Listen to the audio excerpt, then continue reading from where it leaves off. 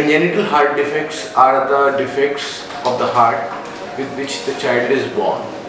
They are usually of various types, mild, moderate and severe, and it is present in about 1% of the general population, which is the trend world over. The mild defects of mild type of congenital heart defects usually do not require any treatment, and they just need some medical follow-up and to be seen by a specialist doctor who is trained in pediatric cardiology. The moderate and the severe defects usually need surgery, and the critical and the more severe type of congenital heart defects present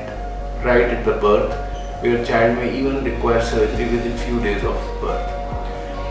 The major diagnostic procedures include echocardiography, which can detect about 95% of defects with complete accuracy, and we can operate on that. Over last 20 years, a lot of improvements have happened in the treatment part also, which includes non-surgical modalities also, where the patient can be treated in cath lab by balloon dilatation, or some holes can be closed with device, some obstructions can be opened up with a balloon or with stents, and also we can use coils to close some of the abnormal connections. This reduces the length of stay in the hospital, because usually the patient stays for 2 days without needing any blood transfusion, and in most of the cases not even requiring general anesthesia.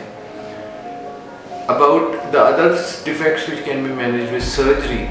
they are constitute about 80% of the congenital heart defects, and there have been a lot of advances in the surgical techniques, the bypass and everything, which has reduced the mortality rate to less than 3%, which is comparable to the data world over. There are a lot of myths about congenital heart defects, that once a child is born with these defects, they usually don't lead a normal life. But I want to say that about 90% of the congenital heart defects can be treated in a way where they can be leading a near normal life.